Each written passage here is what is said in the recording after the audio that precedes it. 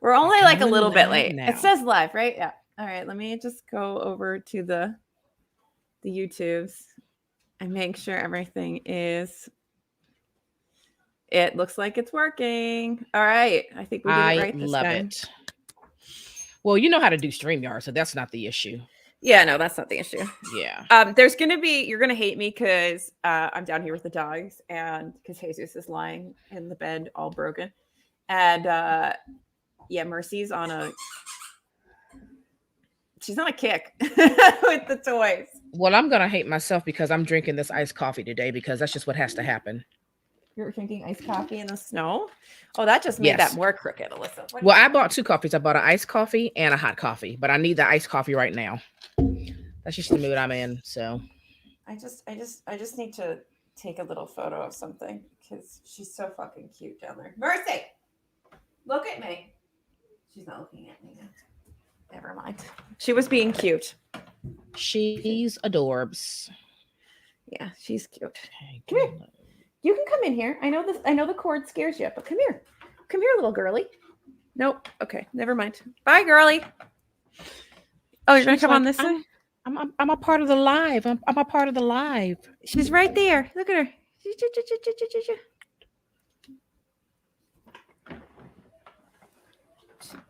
got lipstick on her face. She's adorbs. I forget We that love her. she's got white spots. So like when I kiss her nosy, it stains her. She's so cute. She's sweet and she's just blending in so well. She is. She also is a menace, but we love her.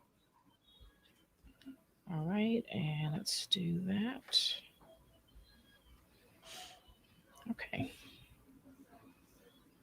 Welcome to Lives, where we don't know what's happening at any given time. You know, sometimes you have a on the spot idea and you just do it. You just do it. You just go for it. We're getting after it is what we're doing. Yeah. Maybe one day there'll be people on our lives. We used to have people in our lives. We let ourselves down because we stopped doing them. Because we're bad book club hosts. We're getting better. We are. I mean, we're back to the lives. We will be good book yeah. hosts or club hosts, whatever. We're doing it. I'm actually proud of us that we are sticking to it. So let me just post on the Instagram to let people know that we're live right now. You post away. That's what we're doing. Okay. Just a regular post, Instagram, just a regular post. It's not that deep. She is on a mission to destroy something. No, that is an electrical cord. Oh my God, this dog's gonna kill herself. No. Oh, Mercy, please don't eat the electrical cords. It's all fun and games until you get electrocuted. It's all fun and games until someone loses an eye. Mm-hmm. That's what I hear. Do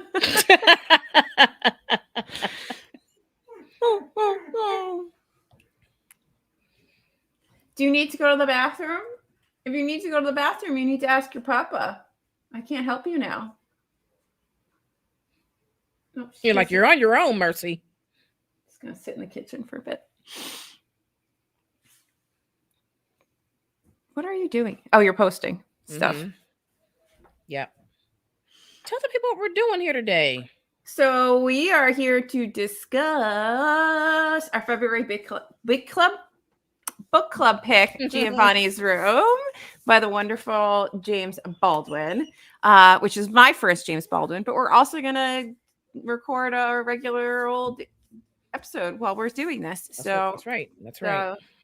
Do you have a recently read on your my goodness. Yes, I do. I recently read, and this has been a long time coming. This was recommended by one of my faves, which is Russell from Ink and Paper Blog. And I actually checked this book out from the library like 2 or 3 times last year and never got around to it. But that is Cantoris. You have talked nonstop about that book. by Carolina D. Robertus. Mm-hmm. It is a very queer, very touching, just and sort of like comfy. I kind of felt like when I was reading this book, I wanted to be like, curled up in my reading chair with my blankets and the heater on with a nice um hot cocoa or coffee. Not that this is a it's not like a cheery kind of a read, but you just sink right into it, and it just gave me a cozy feeling for whatever reason. But it's very queer. It's about this group of friends. They're different ages, but they're all queer. They're all living very different lifestyles, and it's under the Uruguay dictatorship. So you got that as as like a background to the Mm-hmm. story, this whole political thing that's going on. And so just in general, because of that, things are dangerous for everyone. People are getting kidnapped, murdered for no reason. But like to be queer is a whole other thing. Like if you want to live, you don't want people to know you're queer. So Yeah. they essentially get together and they kind of went away on like a little, girls trip, if you will. And they fell in love with the place, and they fell in love with the idea of being away from everything that was going on, just to be together, but also to be themselves. And they decide to buy this little fisherman's house so that they always have a place to come to get away and to be themselves, and to live their true selves. And so things go from there, but it's a really beautiful story. There are some heartbreaking moments here too. Like some of these ladies' backstories are just so terrible and so horrific, but I think it was beautifully written. And I love the fact that these women just wanted so desperately to just be their true selves, that they made every effort to try to make their own space where they can be free. Mm-hmm. So I think the story kind of spans maybe like 30 years or so, but I absolutely loved it. What's it called again? And what's the time period? Ryan Cantoras, wants to know. Cantoras, and this takes place in 1977. Oh, you're cool. Uruguay's Hmm. pretty cool. I've So, spent some time on the beach there and got really, really burnt. so this book is written so well. I definitely want to read some of her other works. It does mention that because it says from the highly acclaimed award-winning author of The Gods of Tango. So I want to check that book out and everything else she has. She's got maybe like 4 or 5 other books, but I absolutely love this. This is from the library, but I will be getting my own copy. I need to have it on my shelves. I'll have to I check think you'd that one enjoy out. it a lot. I've never heard of it until you started raving about it over the last couple of days. So I must have missed. If Russ was the one who recommended it, then I Hmm. missed whatever that video was. He's talked But about that book a lot. so weirdly, I also have a South American book. So I finished The Dangers of Smoking in Bed by Mariana Enriquez. And this is a collection of short stories. And they are, I guess I was expecting them to be a little bit more horrific. They're mostly just kind of dark and twisted. And what I really, not country in South America. Yeah. So yeah, so it's a collection of different stories, and some of them actually deal with the people who disappeared. There's a whole long story in here about these kids who keep disappearing, and then eventually these kids come back, and all the kids haven't aged, nothing has changed, they're exactly the same. And it's that kind of like fairy tale, and I mean that like fairy Hmm. story where kids go missing and they come back like changeling kind of thing. Right. But there's all different kinds of stories in here, and they're kind of creepy and wonderful, and I really really enjoyed them. And I want to she has her other book is what, The Things We Lose in the Fire, or what's it called? Things we lost in the Lost fire or it. something like that. Yeah. Yeah. Okay. So I want to get that one next and try that one out, because this was really really good. There's this whole weird story in here about this girl who has this fetish for heart rhythms, and like will make herself have some happy times to different heart rhythms, and then she Oh, has this like she finds okay. this niche of other people who have this fetish, and then it like, dives into this weird area. And there's just she pokes fun at kidneys and nephrology, and like that just made me laugh as a nephrology nurse. But this Interesting. Yeah. but it's all very it's all very weird. The first story has this dead baby that just kind of like haunts this woman, and only certain people can see the dead baby, and she's like riding the bus with this decaying baby on her. Like they're Oh, weird. wow. Like if you don't like weird, I wouldn't go there. But I obviously like weird, so I'm here for it. But yeah, so I've heard a lot of good things about that book that you're referring to. A lot. So I've definitely got to pick that up one day. I they're didn't realize it was the same author of the one who wrote Things We Lost in the Fire. yeah. I mean, it's definitely weird. If you're not into weird, I wouldn't go there. But Yeah. yeah, but I like that they kind of touched on like the people who were disappeared a little bit, because that's such a big part of Argentina's history and lots of different places' histories. And it would be weird to not have a story that's gonna touch on that, I would think. So it's nice that that's in there. I love it. What's Ice Pick Surgeon? Ice Pick Surgeon.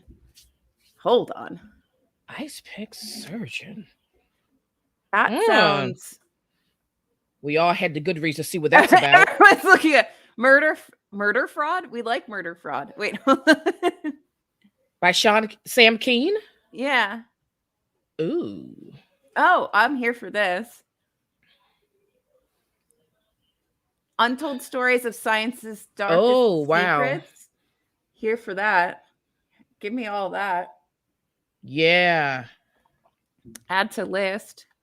Well, thank you for that. Absolutely. We dastardly. Slowly read loves using that word. Dastardly. Dastardly. Yeah. Yeah. I mean, the cover's kind of stunning. It is. It is. I love it. Okay. Well, thank you. We like a good recommendation. Don't mind Mercy having a gay old time. Mercy, can you not? She's like, no, ma'am, I can't. I'm a dog. I'm new to the household, and I'm gonna find the loudest toy that I have. My true colors. Oh God, you're starting the lobotomy chapter. That has to be terrifying. Oh, we love a book that's pink under the cover. I think it's so unfair to book buyers when a hardcover doesn't have something fun underneath and it's just a blank, plain, like nothing. They have done nothing. I know. It's such a wasted opportunity to, like, I don't know, strut your stuff as a book designer. Oh, ooh. Wait, how could it not? Oh, right. Now Hemi's mad. I'm getting more and more interested in this book. She's throwing her toy in the air like she's a baton thrower. You know, like it goes up. She's got skills. She's saying, "Mama, get me an agent." No, she needs to find one of the quiet toys. Hey, this is what happens, you know. Kids, dogs, it's all the same. They do what they want. It's alive. Someone has to watch the children. It's alive. It's alive. Mm-hmm. But we're here, and I'm excited. So yeah, so you want to go to the main event? Can I just say how much I love my super old copy of Giovanni's Room? It's so old. I love it. I just, yeah. Giovanni's Room. I'm mad that I forgot that I wanted to read this introduction until just now. I forgot this book has an introduction that I wanted to skim before we did this. But I did find us some questions, which is always a good time to have something to look at. But do you want to start with how did you like? I mean, I know how you like this, but do you want to talk a little bit about how you felt about the book? Yes, I do. Yes, I do. So this is my third Baldwin. I've read The Fire Next Time and The Devil Finds Work. No, this is my fourth because I also read Another Country.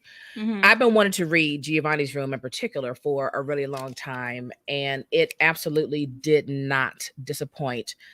I really love this book. I want to read it again. Like, I might read it again like in the next few weeks, but it's everything that I wanted it to be and more.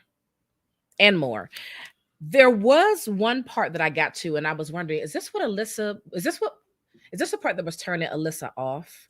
Because there was a part that kind of like really pissed you off, and I was like, "Oh, is this the There part?" is some like Wait. Let me guess.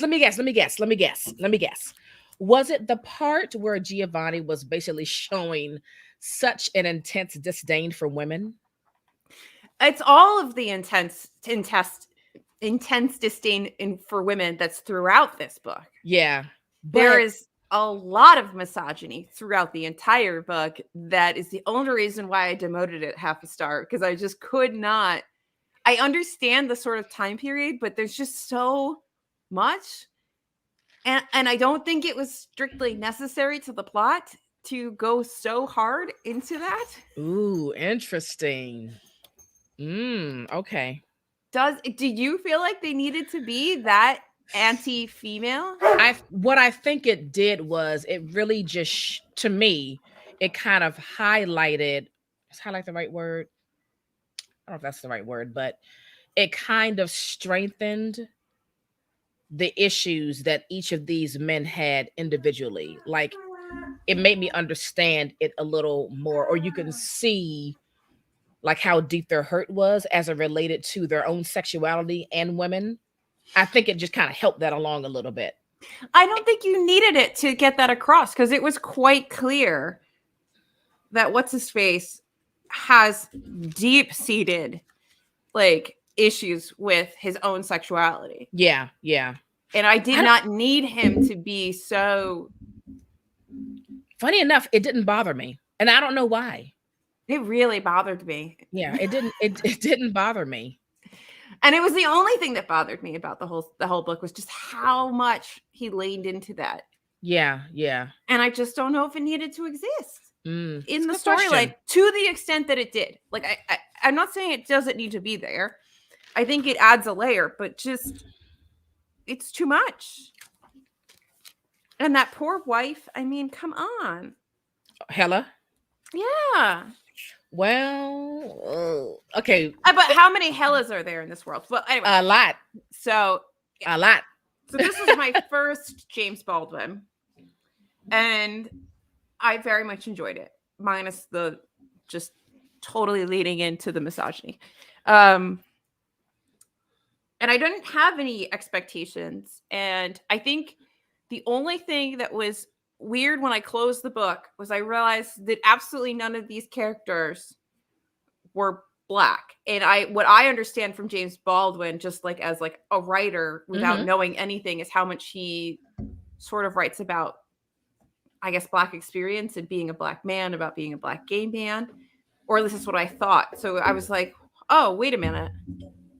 Why did he choose to not include any? And I guess what's funny, so I went looking for questions today, and like the first question was literally answered that. It's like he didn't want to do both at the same time. And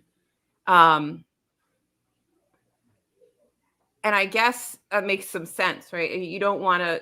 These are two big issues: being an African American man, being a gay African American man. Well, three, I guess, and then just being homosexual. So how do you want to tackle it? Is it easier to just tackle homosexuality on its own? Right. Maybe at the time of writing, it was. Yeah, because But once you add race into it, now it's just so many other layers that you have to add on.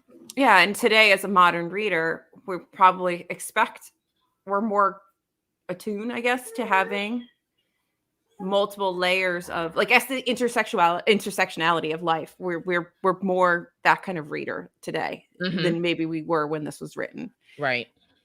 So I just thought it was funny that like I was like, well, let me find some questions, and it like it answered my question as I was opening it up. I was like, oh yeah, that makes sense. Okay, fine. Okay. Yeah. But where do you want to start, my dearest? At the beginning, I guess. At the beginning, I also want to say that the writing was I found it to be breathtaking and also very heavy. Like so much of the writing had so much weight in it, and maybe that's because I felt like these characters were so heavy. Yeah. And so then that made the words feel very heavy. Nothing felt light to me in this book. Well, there isn't. And you You know? also know from very early on that there's going to be pain. Yes, you do. Because we start knowing that Giovanni is going to the guillotine, which also, Mm-hmm. like, we still were using the guillotine. When did we stop using the guillotine? Right. We, like, I'm French. Right. And so you're like, you're waiting for the thing. Like, you know something bad is happening. What Yep. is the thing that's happening? So you just have this impending sense of doom sort of from the get-go. You do. You do. But I just felt like the whole thing with his dad and his aunt and like the pictures of his mom staring down at him. The It was mom the thing was whole really strange, wasn't household. it? The Mm-hmm. whole household setup for it's David, right? What it comes out of. It's so weird. It's so weird. Yeah. Because I do have a little note in here about. It didn't feel like his mom, like he knew much about his mom, but she was just like this ever-present thing, like almost like she was Jesus watching down on them at all times. And it says like it was as though her photograph proved how her spirit dominated the air and controlled us all. Yeah. And almost like this woman, although no longer with them, she's just larger than life, you know. And what does that feel like when you're growing up in that manner? It was very strange, extremely strange. Yeah. I was reading another note. Hang on. Okay. I was also going back to the beginning when he had that experience with, who was it, Joey? Yes, with Joey's bedroom. Right. I mean, and in the way it's written, it does appear that they really shared a beautiful moment together. Mm-hmm. But then the guilt and the dread and the regret that and the self-loathing. He says like I was ashamed, and he uses vileness, and I could have cried for shame and terror, cried for not understanding how this could have happened to me, how this could have happened in me. It was so, that shame was so deeply rooted so quickly, and his decision to basically turn those desires off, if you will. But that was the moment. He said, the sadder this made him, the nastier I became. Like, he felt so dirty. Where is it? I was ashamed. There's just so much self-loathing. Like, there is. And it starts from a very young age. And it's just so sad. Yeah. Because he never gets to be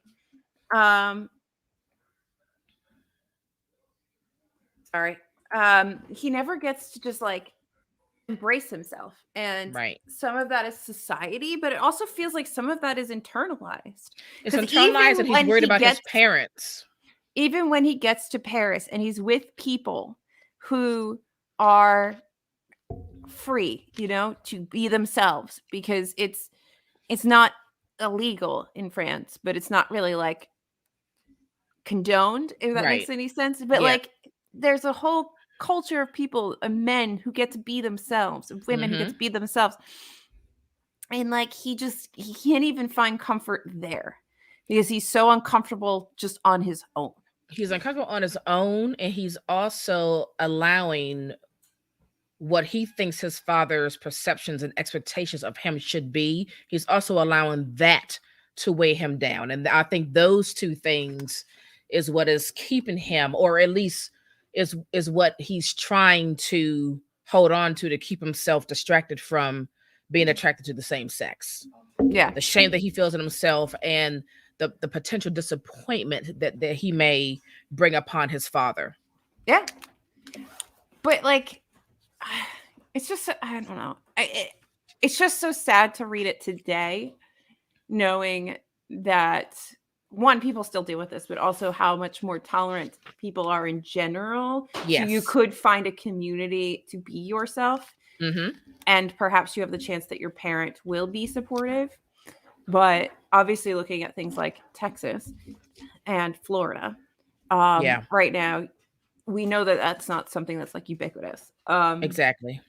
So these are still all very valid feelings, issues, things that are going on and continue to go on for people. But it must be interesting to have read this when it came out Right. with all of the contextual social mores of the time. Mm-hmm. Yeah. Because what year was this published? I feel like, was it the 50s or the 60s? 56. Yeah.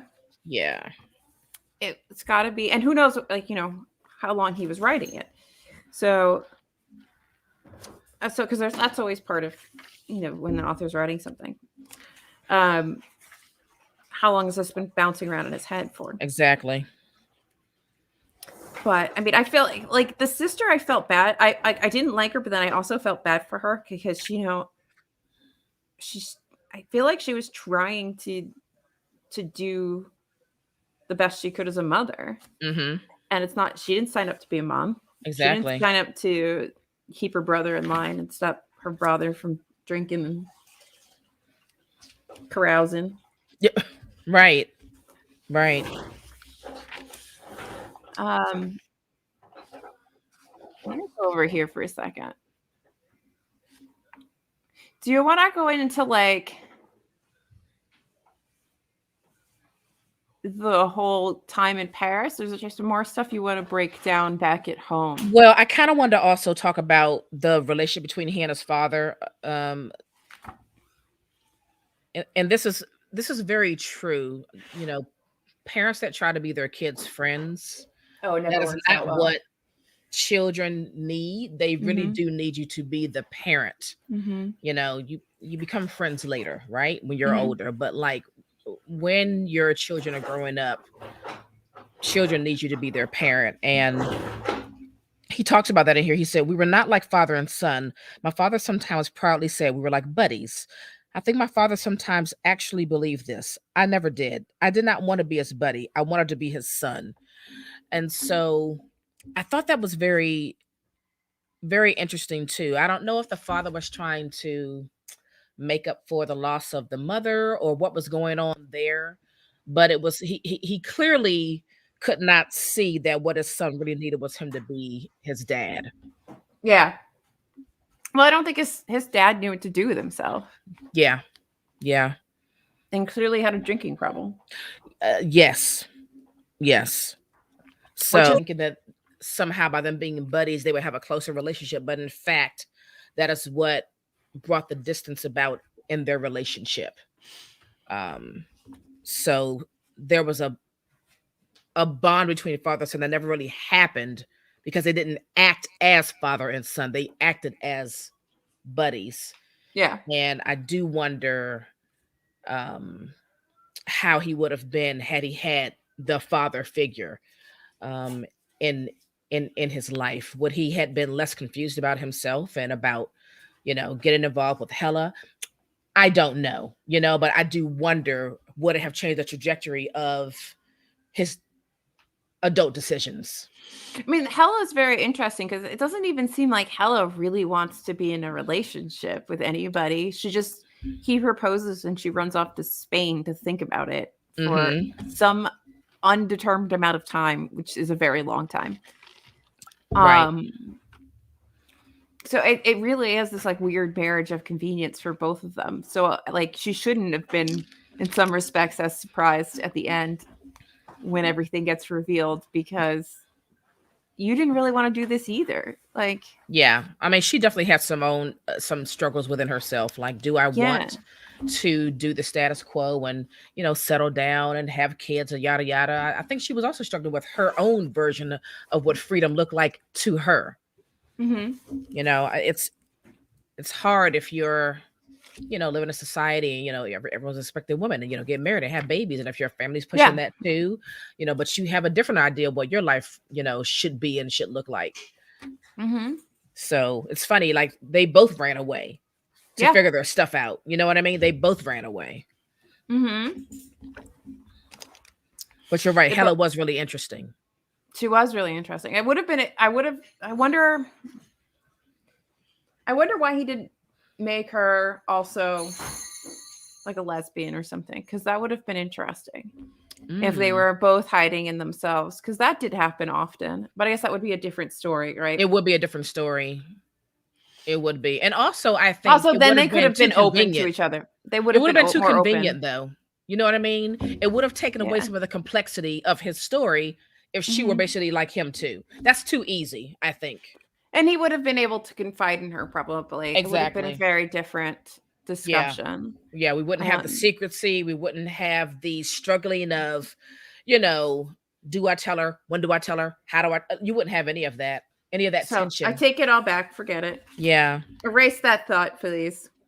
Sorry, Hella. You're straight.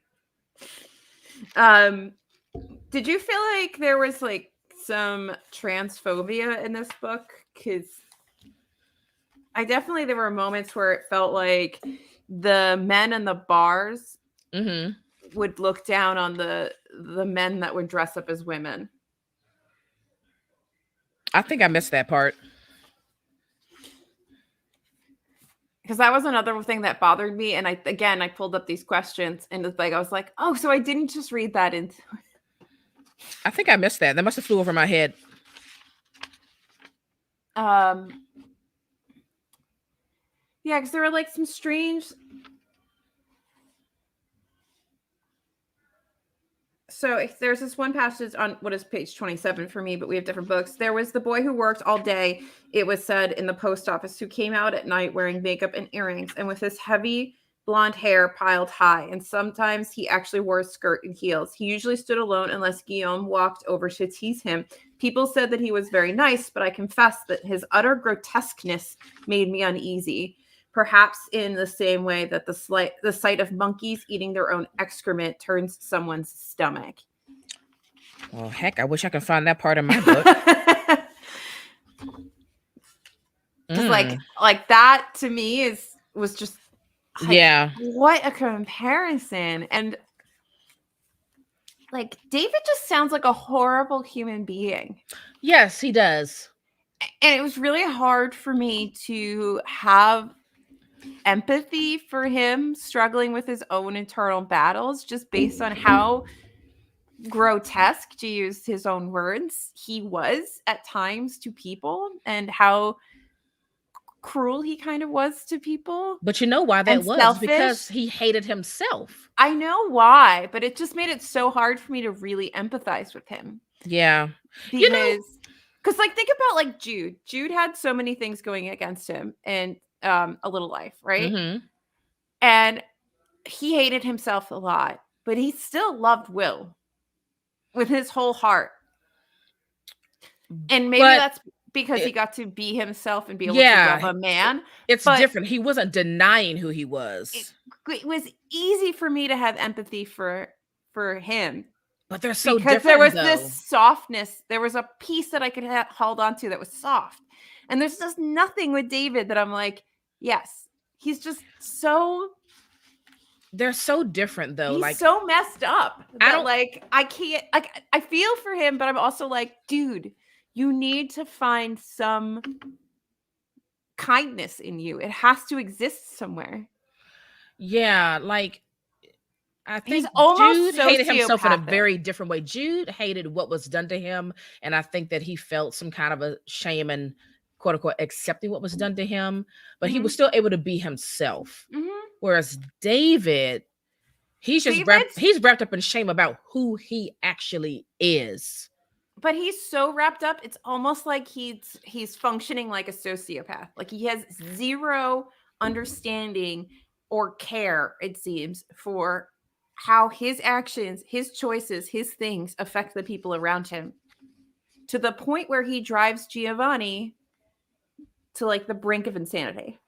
Well, also he's displaying a lot of like supreme morality. Like I think he wants to be better than those people because, you know, he's in absolute denial about who he is. And so he is just basically turning that inward shame outward and trying to be on some kind of a high moral, ground. Look at that disgusting, grotesque, man in the skirt and the heel. You know what I mean? It's just all that inward stuff just spewing out to other people. But did you feel empathy for him I anywhere? never felt empathy for him throughout this entire story. Like, not once. Like, I understood his issues, but like on a person-to-person level, I did not feel empathy for him. So I'm not a horrible person for being you're not. like, you're not an awful human being. No, you're absolutely not, because I did not feel that for him. Because ultimately, he is an awful human being to like everybody. There's no I moment. thought he was a complete dick. There's no moment where he's just good. No. Not one. And I was kind of waiting for it. I was waiting for the moment where he would be like not an asshole. And he's just an asshole throughout. Yeah. And it doesn't even sound like, it sounds like despite his father's issues, his dad's not a dick. His dad supports him. Actually seems pretty loving. He cares. It sounds like his dad had his own things he was going through in the beginning of the book, but he's a loving, caring father. Mm-hmm. So what the hell's wrong? Now I'm like, what's wrong with your mom? Now I want to psychoanalyze him. I'm like, what was wrong with your mom? Is your mom the one? I would have loved to have had more insight into what the mother was like. Was she like mommy dearest? Like, what was going on? Exactly. What the heck was going on? What was going on with mom? Mm-hmm. Yeah. Let's get him on a couch. Let's psychoanalyze him. Let's get into that brain. But no, I'm with you. I never felt any empathy for him. Okay.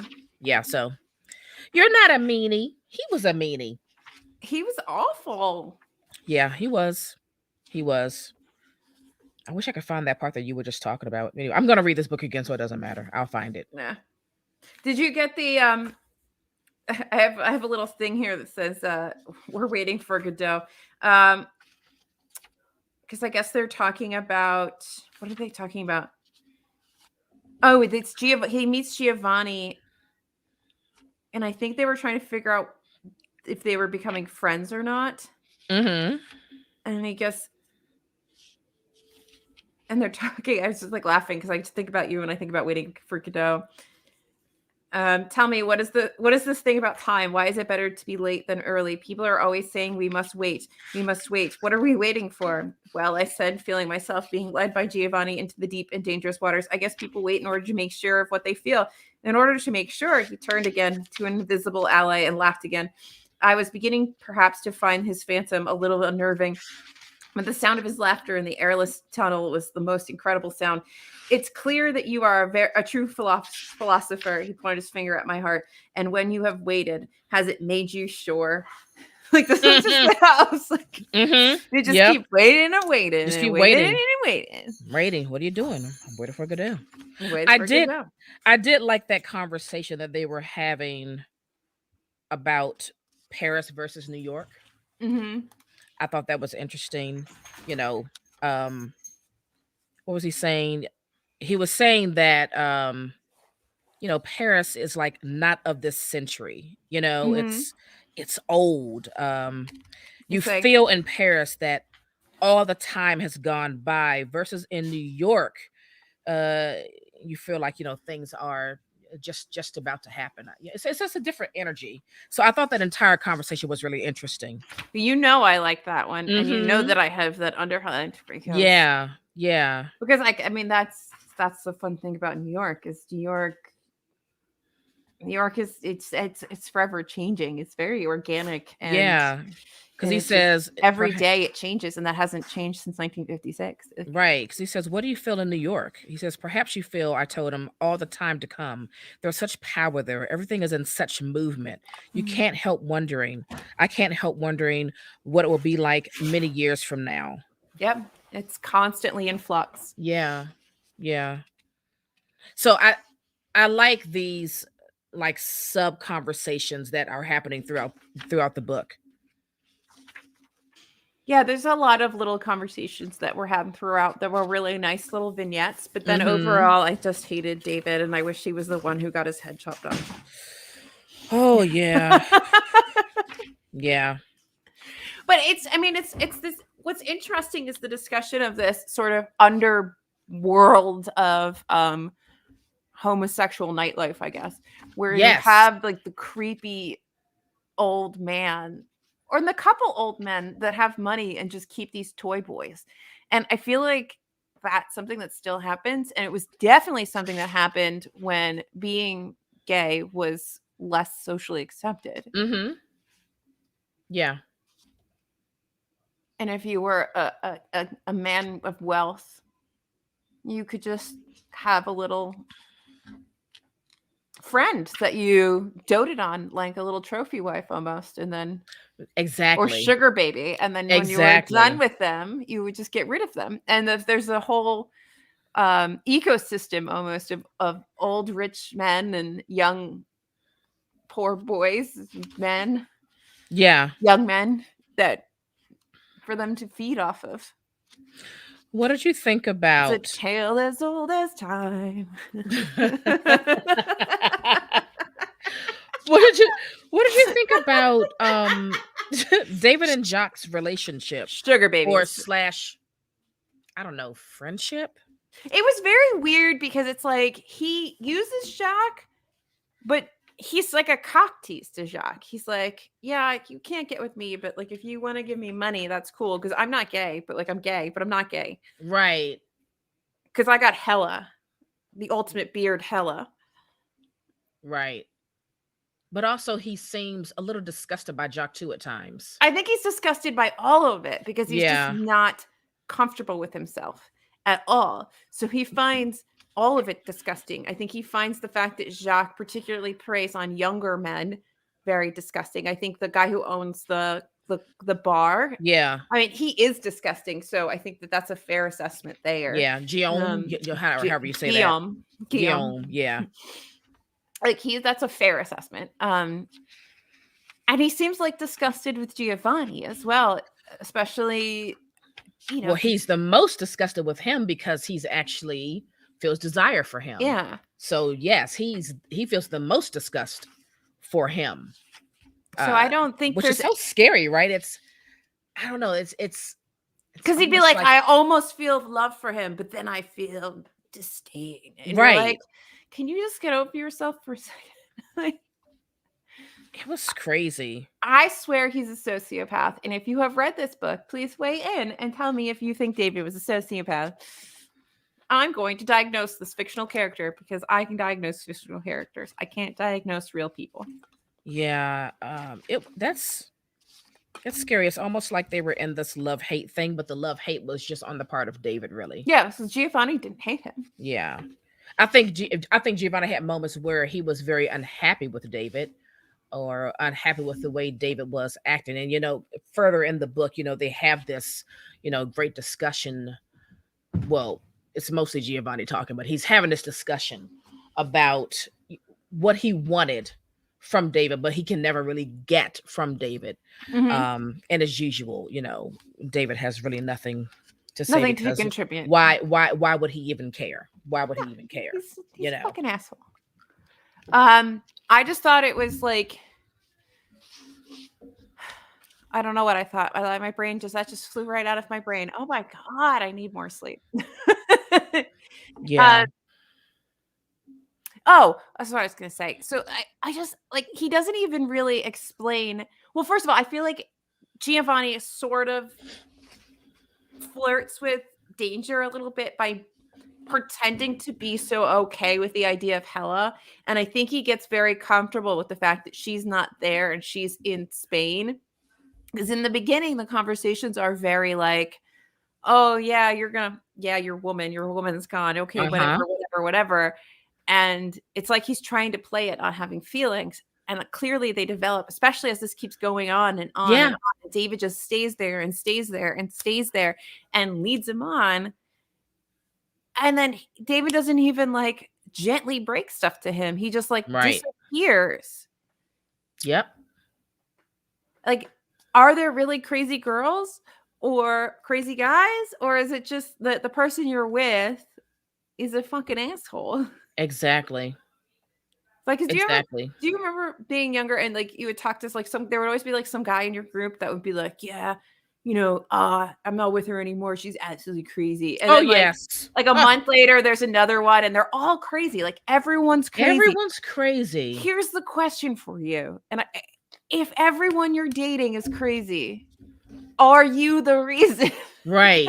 Like the only common denominator is you. Right. So what are you doing to make these people crazy? Because Giovanni seemed fairly normal, especially when Giovanni goes into his life back in Italy. Mm-hmm. That was heartbreaking. That I His was not expecting any of that. backstory is absolutely horrific. And when you get that, and Oh, James Baldwin leaves that to like the end of the story to yeah. just rip your heart out and make Yeah. you totally go Team Giovanni. Yeah. Not that you were ever really Team David, but like I you mean, were you never like, saw it coming.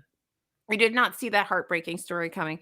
And the things that he has gone through, this is a man who has a heart and a soul and feelings, and he does not deserve to be toyed with by David. Right. David, who's so fickle, who is so inconsiderate also, not just to He's Giovanni, but inconsiderate of also to everyone. Helen. He's inconsiderate of everybody. Yeah. Even to his father, his father's even wondering, like, what's going on? And he You doesn't really know? give him any answers. And then when he gets No, he engaged, he's doesn't. just like, oh, yeah, I'm engaged. Yeah. Yeah. He's completely self-absorbed. hmm Completely. I'm telling you, he's a sociopath. I want to get back to the this conversation that David was having with Jacques. And it's funny because, I guess, David is not really confessing that he's, bisexual or whatever, but they're talking about, Giovanni, and Jacques knows what's up, and he's like, he's very fond of you, he said already, but this doesn't make you happy or proud as it should. It makes you frightened and ashamed. Why? And then later he says, love him. Love him and let him love you. Like Mhm. even Jock sees what's up. Yeah. But even with that confirmation, and you still can't let a piece of your guard down. You do begin to carry on with Giovanni, but not in an honest and earnest way. Mm-mm.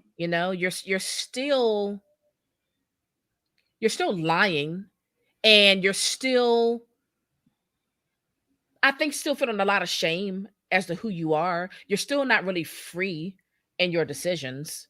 So you definitely didn't take Jacques' advice, but I just found it really interesting that as much as David is trying to hide who he is, Jacques peeps it all and is like, look, if you like, just love him and let him love you.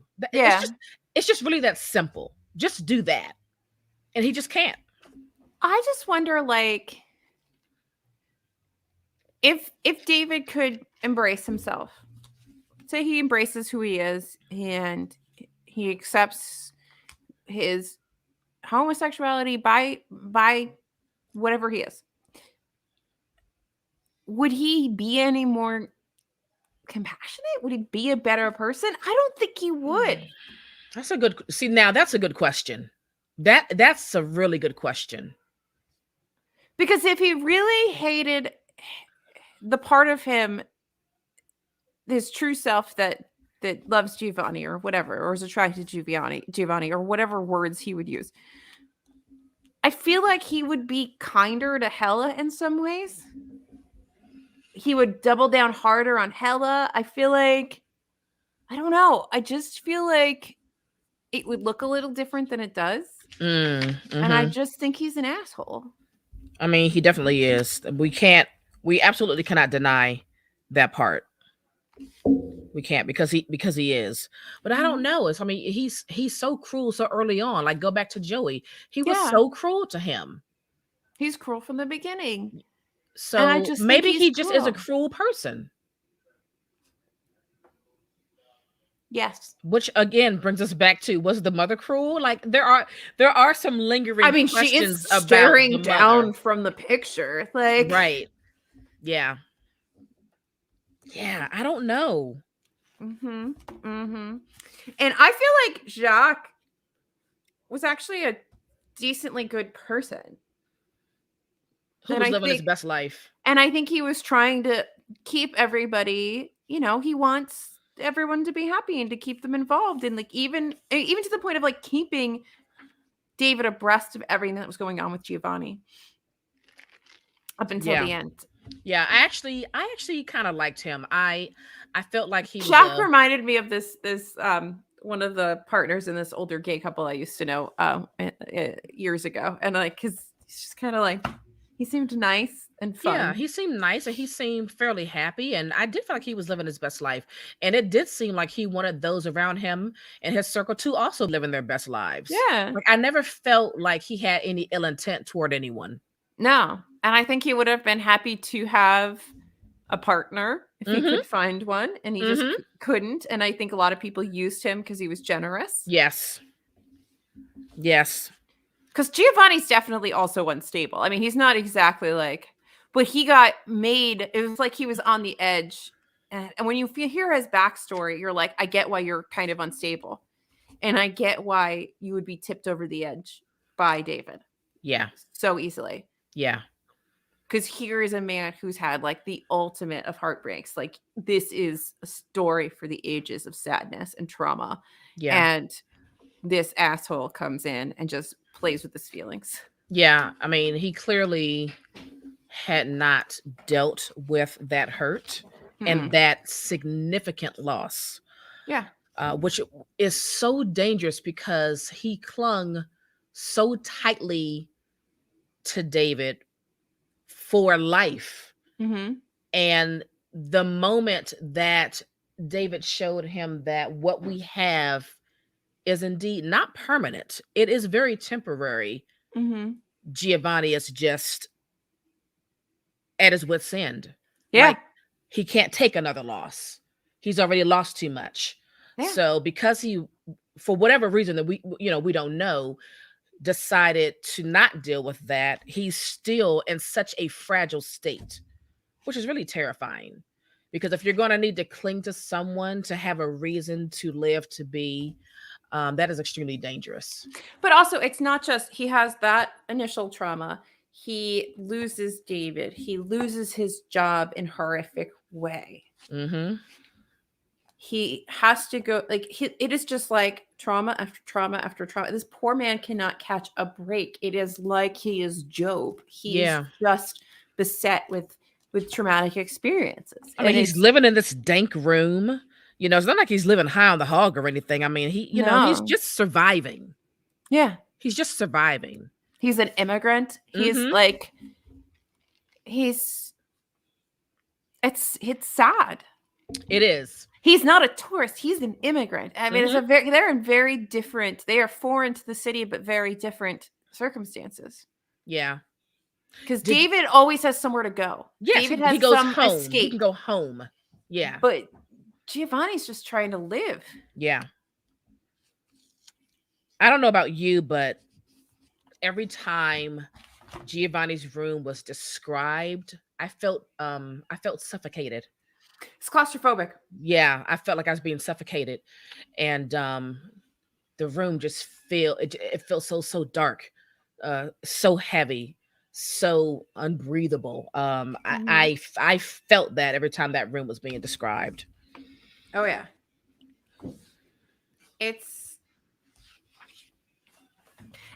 He was trying to make it nice. Like he was focused on trying to better his life. His goals, his aspirations were to have a good, successful life, and not like I want to be Jacques and be wealthy. No, he just wanted to have a life of purpose and meaning. Mm-hmm. And he just couldn't get it. Yep. Oh, Giovanni. I know. Fuck David. I know. It's just a complete dick. Where is this part? Hang on a minute. There's another part. Okay. So this is in part 2. Mm-hmm. And I think David is recounting. He's recounting just a moment with Giovanni. And he says, beneath the joy, of course, was anguish, and beneath the amazement was fear, but they did not work themselves to the beginning until our high beginning was a lows on our tongue. By then, anguish and fear had become the surface on which we slipped and slid, losing balance, dignity, and pride. Giovanni's face, which I had memorized so many mornings, noons, and nights, hardened before my eyes, began to give in secret places, began to crack. The light in his eyes became a glitter. The wide and beautiful brow began to suggest the skull beneath. The sensual lips turned inward, busy with the sorrow overflowing from his heart. It became a stranger's face, or it made me so guilty to look on him that I wished it were a stranger's face. Not all my memorizing had prepared me for the metamorphosis which my memorizing had helped to bring about. And that there again, more shadowing that terrible things are, yes, going to happen. But you see what I mean? Like everything is so heavy. It's heavy. Mm-hmm. Yep. Beautifully written, but so heavy. But so heavy. I just, because I was trying to get to part 2, and I ran into the parts where he talks about women. And he says to Giovanni, "You don't seem to have a very high opinion of women." He says, "Oh, women, there is no need, thank heaven, to have an opinion about women. Women are like water. They are tempting like that, and they can be that treacherous. They can seem to be that bottomless, you know? They can be that shallow, and that dirty." And he stopped. I perhaps don't like women very much. It's true. That hasn't stopped me from making love to many and loving one or two. But most of the time, I made love only with my body. Right. That can make one very lonely, I said. I had not expected to say it. Yes, I am not trying to be méchant when I talk about women. I respect women very much for their inside life, which is not like the life of men. Women don't seem to like that idea. Oh, well, Giovanni said. These absurd women running around today, full of ideas and nonsense and thinking themselves equal to men, rigolade, they need to be beaten half to death so that they can find out who rules the world. And that is why I say we have dug too deep into this dislike of women. Yeah, I have all of that. Yeah. Especially when you get to his backstory. I mean, look, just because he found the great love and, built a life with that great love, it doesn't mean that overall those aren't his thoughts about women. That's true. You know how a lot But of like men this just is like compartmentalize I those hate things. women. Naomi, Well, they need to be beaten half to death. I mean, I assume that's just the feminists, but like, yeah. Come try and beat me. Take your head off. Yep. That's the part when I was reading, I was like, oh, this. That's when Alyssa. That's when Alyssa got angry. Yeah. Yeah. Is that bothered me, and the trans part where they're just the grotesqueness of the trans boy or the woman, or I don't know how this person identifies. They're so briefly discussed, but like right. that character or that person being mentioned. Oh, and here's another example of how much of a inconsiderate jackhole David was. So he says, Giovanni knew that I was going to leave him, but he did not dare accuse me for fear of being corroborated. I did not dare to tell him. Helen was on her way back from Spain, and my father had agreed to send me money, which I was not going to use to help Giovanni, who had done so much to help me. I was going to use it to escape his room. Mm-hmm. Just the continuous selfishness of this man drove me mad.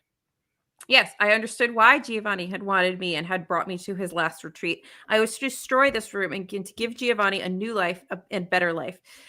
This life could only be my own, which, in order to transform Giovanni's, must first become part of Giovanni's room. So he doesn't want anything meaningful, but he will still keep playing with Giovanni's emotions. Yeah, and staying in that room, just dangling him on a string the whole time. Yeah, I mean, and he hates it. He's like, in the beginning, because the motives which led me to Giovanni's room were so mixed and had so little to do with his hopes and desires and were so deeply a part of my own desperation, I invented in myself a kind of pleasure in playing housewife after Giovanni had gone to work. I threw out the paper, the bottles, the fantastic accumulation of trash. I examined the contents of the innumerable boxes and suitcases and disposed of them. But I am not a housewife. Men can never be housewives. There So you he go. has to have a Hela because he can never be the woman. He has to be the man. Right. And clearly Giovanni is more of a man than he is. Right. In this thing, at least. But I do like the part where Giovanni really calls David's card and really starts questioning him about his intentions with Hela and starts questioning, Hela's motives, too. He's asking like, and as for this girl of yours, are you always at her side when she is here? I mean, all day, every day. Like, he really is grilling him. It's funny because David eventually gets grilled with in regards to his intentions by Giovanni and then by Hela. Yeah. And in all of it, he can never really be truthful. Again, David drove me mad. Because he's a sociopath. I'm telling you he's a sociopath. And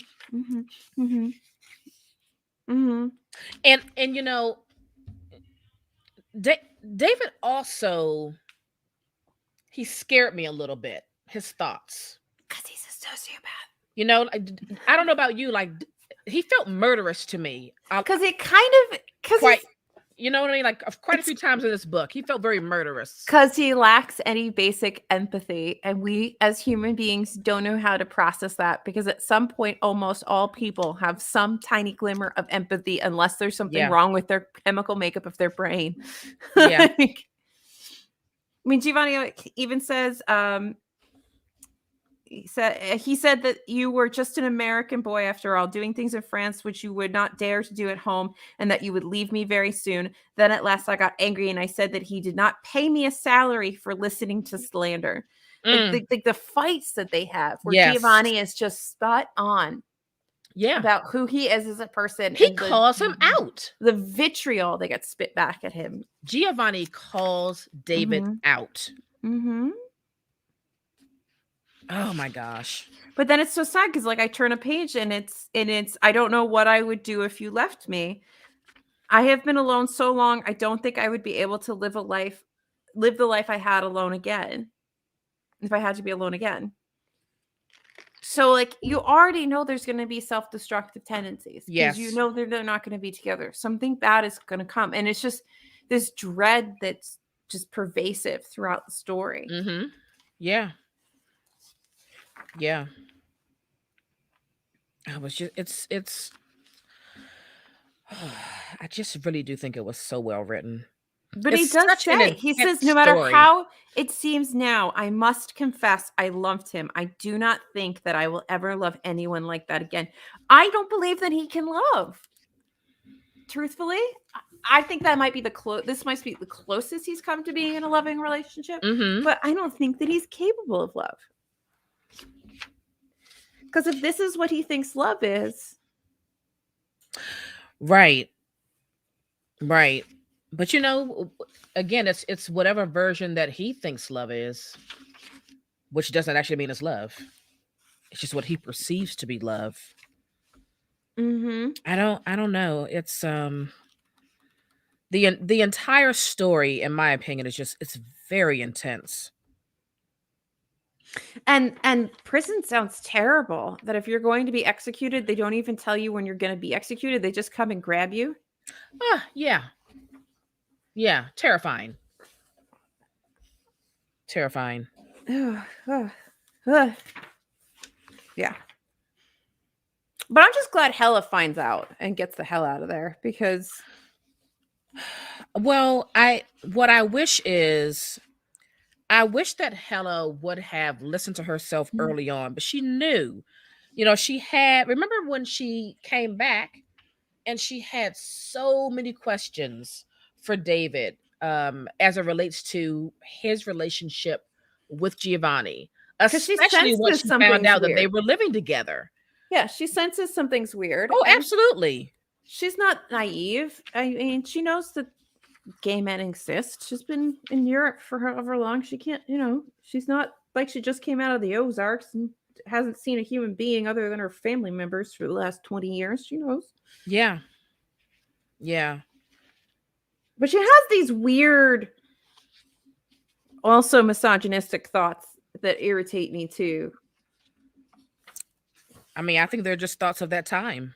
I know that they drive me nuts. Yeah. But, I'm talking about my life. I've got you to take care of and feed and torment and trick and love. I've got you to put up with. From now on, I can have a wonderful time complaining about being a woman, but I won't be terrified that I'm not one. Like she's not a woman until she has a husband. I won't stop mhm. being intelligent. I'll read and argue and think and all that, and I'll make a great point of not thinking your thoughts. And you'll be pleased because I'm sure the resulting confusion will cause you to see that I've only got a finite woman's mind after all. Exactly. And yeah, I did not think that we needed to browbeat this idea that like women are somehow just the lesser of the species, unless that's part of like what he, being James Baldwin, thinks like white patriarchal society looks like. Mm. Because I mean, this also might be me projecting things through my recent finishing of Jesus and John Wayne Oh, right. Yeah, yeah, yeah. Mhm. Mhm. and the whole like discussion of evangelical America. Yeah. Um, and if that's the kind of world view, or like white world view that we're working on here, I mean, I guess it makes sense to browbeat misogyny. Yeah, I mean, it's deep here. Remember she says, I'm beginning to think that women get attached to something really by default. Mhm. They'd give it up if they could, anytime for a man. Oh, but Of even course, they before, can't admit this, and neither can most of them let go of what they have. But I think it kills them. Perhaps I only mean that it would have killed me. but even before that, she says, I began to realize in Spain that I wasn't free and that I couldn't be free until I was attached, no, committed to someone. Yeah. So there's this idea that even, and she is this progressive woman, right? Like she's traveling alone in Europe as a Mm-hmm. young woman and probably having affairs, whatnot, yada yada. But even she can't escape the rebel feminist lady of 1956 cannot Right. escape this. I must be connected to a man to have my life have meaning. Mm-hmm. Yep. Exactly. And that also made me want to throw the book against a wall. Yeah. I mean, Which is why I wish I could have read this as sometimes I wish when we read books, if we could split our brains like a hard drive and read it in today and read it when it was written I and know, compare those right? feelings. Yes. Those feelings and thoughts. Yeah. Because, like, obviously I can't do that. But today, Alyssa is very annoyed by these comments. Yeah. I mean, I have a comment here that just says David is an ass. he truly was. He really is. Yeah. I like towards the end when, and maybe this may have been their Liar. final blowout. I also just have Maybe liar. when Giovanni was saying to him, I have never reached you. You've never really been here. I do not think you have ever lied to me, but I know that you have never told me the truth. Why? And he's just going on, and he calls him evil, and he's like, what are you always hiding? And do you Mhm. think I did not know when you made love to me, you were making love to no one? No one. Or everyone, but not me, certainly. I am Yeah. nothing to you, nothing. And you bring me fever, but no delight. Mhm. That is a hell of a statement. That was a hell of a statement. I mean, It's Giovanni's got his number. Like, he oh, knows who oh David yes. is. Oh David has no yeah. idea who David is, but he even says at some point, and I don't know exactly where he says it, but he says, like, essentially, like, you're going to regret all of this Mm-hmm. when I'm gone. Yeah. There's a moment that's going to come where and you can't come, you will never be able to take it back. Yeah. And that moment comes. It does. It 100% comes. While he's trying to escape Paris, he's trying to escape all of this, and he's like, "Hello, let's go, Hello, let's go," because he's a coward. He's like, "Let's get out of here. Let's go back to the States. Let's go here. Let's go somewhere." Because like running physically is somehow going to take him away from himself, and that's never going to happen. Yeah. Oh, okay. I love this part too when Giovanni says, you are not leaving me for her. You are leaving me for some other reason. You lie so much. You have come to believe all your own lies. But I have senses. You are not leaving me for a woman. If you were really in love with this little girl, you would not have had to be so cruel to me. Mhm. Oof.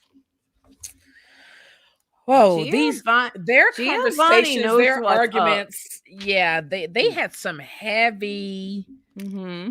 some heavy arguments.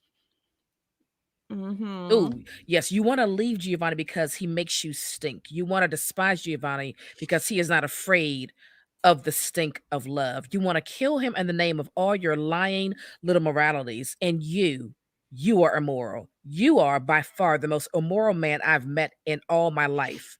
Look, Mm-hmm.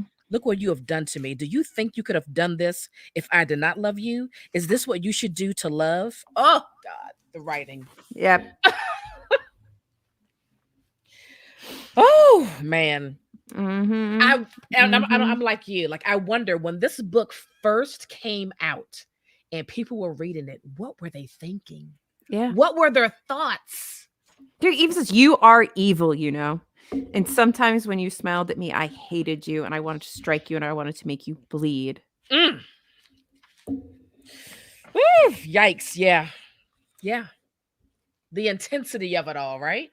I felt nothing for Giovanni. I felt terror and pity and a rising lust. Like I mean, I want to feel bad for David because I understand he's having an internal struggle, but he's just a terrible, terrible, terrible human being. Yeah. Yeah. You know, it's funny. Like I said I didn't feel any empathy for David, and I didn't force myself to have it for him either. I think I was perfectly okay. I Just just I knowing that he was a wanted to. butthead, and that's just what it was. I just wanted to, and I knew it was never going to come, but I was like, I just want, because that's how I feel about everybody, and that's what sucks about being me. It's like I just want everyone to be a good person, and ultimately, the majority of the world fails me. Yeah. And I feel that way reading this book. I feel that way reading many books, and it's upsetting. Yeah. Yeah. But he runs away, and he's like, "No, I'm just going to keep having sex with Hella, and somehow I'm going to bang this Out of me. Right. Guess what? It's not going to happen, buddy." The one thing that I was happy about as it relates to Hella and David, I'm glad that she I don't want to say found out because she already knew, but I'm glad that she saw with her own eyes what was going on and made that decision right then and there that no, she's not going to stay in this lie of a relationship and she's going to start her life over. And I'm glad that happened before they, Got had a married. couple of kids and all Yeah. of that stuff. You know what I mean? Like she has an opportunity to really get away clean and start over without having to stay connected to him because of children and all of that nonsense. I mean, and she goes through it. I mean, she begs him. She says, "Please, I want to go home. I want to get married. I want to start having kids. I want us to live in some place. I want you. Please, David, what are you marking time over here for?" Let me ask you something. We'll finish your thought and then I'm going to ask you something. Well, I just feel like he's constantly running, and now he's got Hella, and he's running with Hella, and Hella's not on the tracks with him. He's not in there. She's expecting, certain things because he's set up certain expectations. The same thing he's done with Giovanni, whether he realizes it or not. He's setting up certain expectations, and he's so just absolutely oblivious to the actions that he has and how they affect other people. And okay, maybe he's not a sociopath. Maybe he's actually a narcissist, but he has severe issues. So I had a whole other thought when that part was going on. What do you think? So I thought Hella really knows that David is in love with that man. And she is trying so desperately to wrap her claws into him. Like, come on, let's get married. Let's start this family because she thinks that she can hook him into that life so that he'll forget about Giovanni. That's truly what I thought. Like she felt of it more the like urgency. I thought about it more like when your partner's leaving and you start bargaining because you don't want them to leave, and not maybe in the same way that you were reading it, but more in that you're afraid of the loss, so you're going to start bargaining to protect yourself from that hurt that it's coming. Like it's coming, but maybe if I just say or do the right thing, I can change this. Because like we've gone to we're on the crazy train. I know I can't stop this, but maybe if I just do or say one thing, I can get us back on track and we will be okay. I think that she believed that he was contemplating staying with her or going to Giovanni. I think she absolutely sensed it when they were in Paris. That's why she had all those questions, because she knew. But I don't think she was ready to really confront that truth. But as they're moving along and they're in this place with no concrete time set as to when they're going to really start their life together, I think she's worried that he's not quite sure if he wants to be with her or go back to Giovanni. Because he's always waiting for Godot. Mm-hmm. Yep. So good. So good. It's really good. I just want to say, people, please read Giovanni's Room. It's so short. It's like one of those passing moments, like how Passing by Nella Larson is such a short book, but my God, does it pack so much. Same thing. Such a short little book, but man, it's such a big story. Very good. I'm glad that we started here on my journey for James Baldwin. And I can't remember what the other one I bought was. Something about a mountain. Oh, Go Tell It on the Mountain. I have that one. I think that's the other one I have right now. So we will continue this journey. Yes. Because the writing was phenomenal. It really, really was. And this is so, I don't know, from the 4 books that I've read from him, they all feel so different. Like Another Country was an astounding book, but this book reads so much heavier. It's just, they're all very different. So I'm very interested to see like how his other books read as well. Same. But Another Country was just a really great story. But the heaviness of this, the continued intensity is just very deep in Giovanni's Room. Yeah. I loved it. Loved it. I loved it. Thanks for picking it, Naomi. I'm just happy that you enjoyed it too. Of course. You know what we're going to have to do in the next couple of weeks? We have to announce Q2 picks. Yes, we are. Yes. So we will announce that. Let's see, the 3rd week of March, we'll do that. Sounds good. I'm excited. Sounds good to me. Our second quarter book club picks are, I'm so psyched. I'm for excited you all for to next read month. with us. Yeah. Next month, I'm really psyched for. Yeah. So that's gonna be a good one. And this is March. So our March book club pick is Homecoming by Sarah Homegoing by, what's her name? How do you say it? Yeah, Giassi. Boom. So it's not too late to read with us for that. I'm excited to get into it. I'm gonna start that this week. I didn't know what that one was about until I actually read it for my whatever video I did recently on my Shop My Shelves. And that covers, I feel like, an even longer time period in theory than the Love Songs of W.E.B. Du Bois. Okay. And it's like a quarter of the size. So I'm curious, because I obviously haven't started it yet, but I'm curious to see how that gets, how does she handle that? How. Yes. I'm sure it's fantastic, but just comparing the two, it's going to be really interesting, I think. Right. Look, we're going to have to create a list on our bookshop page of family saga books that we recommend, because we've read some good ones. So we'll have to get that together this year. Yes, ma'am. Join us for the March read. I'm excited. Are we going to recommend a book now? Yes, we're going to recommend a book now. Do you have a book? I do. I am going to recommend Yinka, Where Is Your Husband? Yinka, Where Is Your Husband? I did. I started it in January and I finally finished it last week or 2 weeks ago, and it was really good. So I'll read the synopsis. Yes. All right. So Yinka's Nigerian aunties frequently pray for her delivery from Singleton.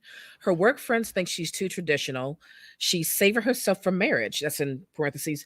And the men in her life, well, that's a whole other story. But Yinka herself has always believed that true love will find her when the time is right. So this is I was already excited about this book. I was actually really waiting for this to come out. And this is much better than I thought it was going to be. And I'm very pleased. This book tackles being pressured by family to, find a man. There's that rush to get a husband. Get on board, girl, find your husband. But it also, and I did not know this, I wasn't expecting it, this deals with colorism a lot. I feel A like that lot. theme has been either I've been noticing it more or it's been coming up a lot more in Yeah. books recently. Yeah. Colorism is a heavy topic in this book. And so is self-love. Yinka goes through a very personal journey of self-love, and it's really beautifully written, in my opinion, in this book. It is very hard, I think, when you are in a family that is so hell-bent on you getting out of singledom and finding a man to marry and starting a family, but you yourself, number one, you don't really love yourself, and number Mhm. two, you're not really ready for it. I mean, that's a big thing that I think not everybody realizes Yeah, that marriage is not a little thing. it's not a little It's kind thing. of a big deal. It's kind of a big deal. Yeah. And so she goes on this really incredibly hard journey of really discovering, who is Yinka and why does Yinka not love herself? And she goes to therapy. Oh, good. We loved therapy. Right. I really like that part in the book too. And she goes on a path to self-healing, really, to finding or to being able to love herself. So that's all I'm going to say about that because I don't want to spoil anything, but Yeah. it was really, really good. I enjoyed it so much. I have that, and I do need to read it. That was on Mhm. my anticipated reads, so hopefully I can slide that in the next month or so. Yeah. Especially since you really liked it, so that Yeah, and means the that the it'll be mom was worth fun. my They were all time. funny. All the characters really had their own like little pockets of humor. I loved it so much. I think you'll enjoy it too. Well, hopefully I do. So I have This Close to Okay by Lisa Cross Smith as my Oh. recommendation. Also, I get to piggyback on the fact that she has a new novel coming out in July. This says July 5th, but who knows? Things change from here to there. And it's Half Blown Rose. So, yeah. So that's her next one out. Okay. But I really loved This Close to Okay. Weirdly, you and I are also picking things that deal with therapy in some way. Because just like we weirdly picked things from South America, Mhm. this is a powerful, vibrant novel about life-changing weekends shared between two strangers. On a rainy October night in Kentucky, recently divorced therapist Tally Clark is on her way home from work when she spots a man precariously standing at the edge of a bridge. Without a second thought, Tally pulls over and jumps out of the car into the pouring rain. She convinces the man to join her for a cup of coffee and eventually agrees to come back to her house where he finally shares his name, Emmett. Over the course of the emotionally charged weekend that follows, Tally makes it her mission to provide a safe space for Emmett, though she hesitates to confess that this is also her day job. What she doesn't realize is that Emmett isn't the only one who needs healing, and they both are harboring secrets.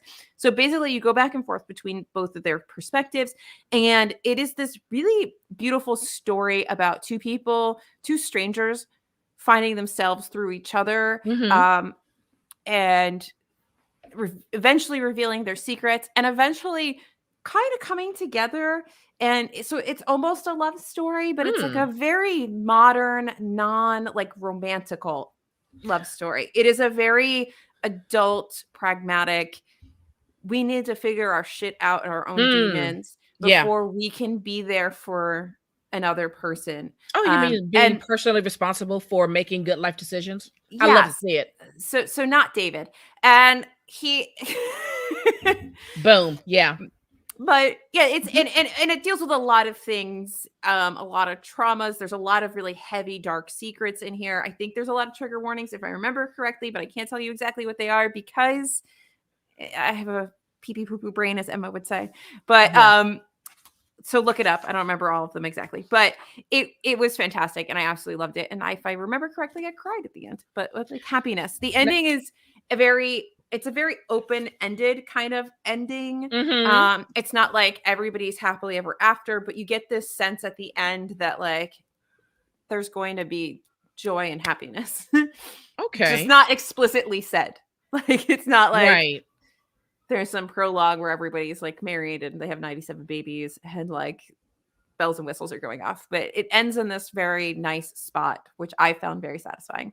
where you're like, yes, these characters are going to go on and they're going to live a life that is going to be healthy and good. So, oh, like the life that we thought Lydia was going to live in the love songs.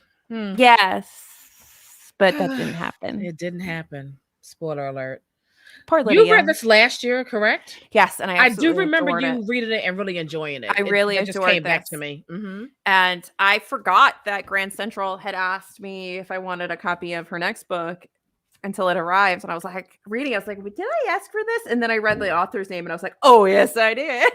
Yeah. So this one is the story of a woman remaking her life after her husband's betrayal leads her to a year of travel, art, and passion in Paris. So, look at that, more continuity. Oh, here we go. It's almost like we're professionals. Oh my gosh. Oh man. I need food. I really want to order a pizza, but it's snowing and I think that's kind of dick. Why? To order pizza for people that are actually working today? Yeah, I feel like that's kind of mean to make them come out in the snow. But they're already delivering pizza. Are they? Yes. Domino's does not close when it snows. I've had Domino's around here tell me they have no drivers. Oh, really? This is the falling out of the panorama. Sometimes they don't have people. Oh, that's right, because they got this commercial now. They're like, we will tip you $3 to deliver your own pizza. Yeah. But that's not where I order from usually. I usually order from like the nice pizzeria. I wonder. I guess I have to find out because I am hungry. I can't eat a lot of pizza. I can't do it. You know, my household likes pizza every Friday and I'm just grossed out. It's their pizza night on Fridays. For me, it's like, oh, it's sushi night for me. So every Friday night as a kid, we would have pizza. And weirdly, we would have mushroom and pepperoni. And I hate mushrooms. And why mushroom and pepperoni? I don't know. But I ate it every freaking Friday for a large portion of my childhood. I also ate a lot of mashed potatoes and lamb chops. Lamb chop. I make a damn good lamb chop and a good rack of lamb. I do like a good lamb chop. I know a lot of people don't like lamb, but we were raised on lamb. I'm sorry. I like lamb. Sorry. I think it was cheap or something. I don't know. Maybe it wasn't. I don't know. My mom just had a thing. We ate a lot of lamb. We also had pizza on Fridays. Yeah. And it was like one of the few times we got soda. You know, the 80s and 90s people, the young folks. The 80s. They were a different time. Were the best. Mm-hmm. So. Mm-hmm. I wonder. It's free delivery. I wonder if they'll come. They will come unless they're closed. They will come. If I'm an asshole, am I the asshole? If I am, tell me down below. Is your snow sticking to the ground? Because ours is not. Yeah, of course it is. Oh, okay. No. I mean, can you? Like all of our lawns are covered. I'm looking out the window. All of our lawns are covered, but like the streets are clear. They're absolutely clear. The street was clearer until like a few minutes ago. Yeah, because I'm wearing the Starbucks before we started recording.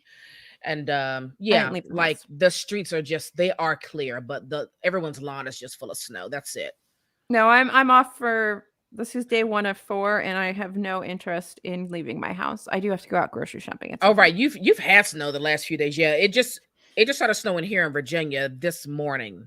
Should I add a soda? You should add whatever you. Well, I'm not a soda person, so. Neither. I rarely ever have a soda. Yeah. No, we'll just see what happens. Do they have a juice? No, I'll just have seltzer like I always do. Well, there you go. Leave food at door. Boom. Let's see what happens. It's happening. It's happening. Again, if I'm the asshole, please leave it down in the comments. You can't be a butthole for ordering delivery from a restaurant that delivers.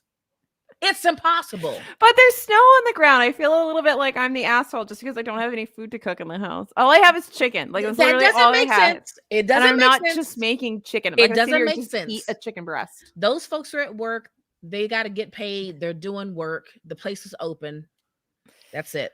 Well, I just gave them my money for a margarita pizza. So there you have it. Ooh, that's one of my favorites when I do have pizza from a good place. It's a good place.